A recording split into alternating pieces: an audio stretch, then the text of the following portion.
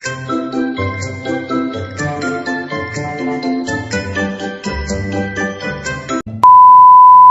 mga lods, 7 PM pa lang natapos na kami magtinda ng fried chicken.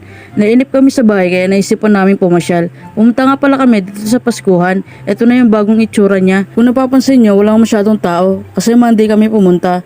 Marami palang tao dito tuwing Friday, Saturday at Sunday. Yung mga taong nadatnan namin dito halos puro nagsiselfie kaya nagselfie-selfie na rin kami. Syempre para may memories na rin. At syempre, eto na nga ang hindi mawawala sa Pampanga, ang Giant Lantern. Ito yung sikat sa atin pag malapit na talaga yung Pasko. O diba, napakaganda. Parang ikaw.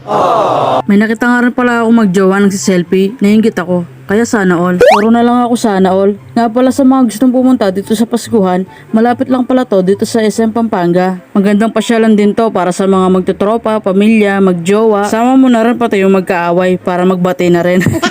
Inikot-ikot ko na nga tong camera para makita nyo rin yung view dito sa Paskuhan. Nakapag-picture-picture na rin ako dito bago ako mag-video. Syempre, papahuli ba naman tayo? O diba, napakaganda. Malayong-malayo na siya sa dating Paskuhan. Yung dating Paskuhan kasi madilim at malungkot. Ngayon, punong-puno na siya ng liwanag. Meron pala akong favorite spot dito. Eto, tignan nyo. Pagpasok pa lang namin, na-attract na agad ako dito. Napakaganda kasi. Tignan nyo naman, oh. Marami akong picture na ginawa dyan. Nakakailang take pa nga ako kasi gusto ko yung lumiliwanag talaga yung paligid ko. Pero wag naman sana yung liwanag na iniisip nyo, alam ko yon.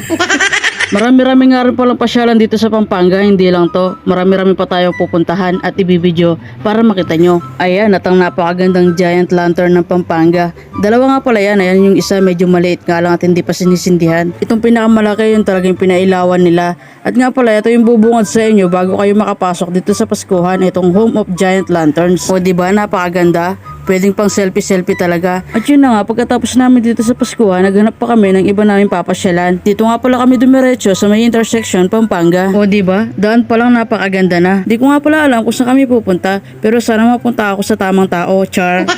At yun, dito na nga pala kami napadpad sa Mega World Capital Town. Dito lang din yan sa San Fernando. O diba, sa sobrang inip sansan na kami nakakapunta. At dito rin nga pala matatagpuan ang pinakamalaking McDo sa Pilipinas. Kakain sana kami kaso walang pera.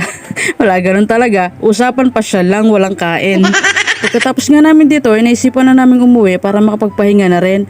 Kasi maaga pa kami bukas para sa pagtitinda ng fried chicken. Hapon pa naman kami nagpupwesto, pero syempre umaga namamalengke tapos piniprepare pa namin. O diba, nagpalipas lang kami ng oras tapos nakakita pa kami ng magagandang view. Ayan, maraming salamat sa panonood. God bless!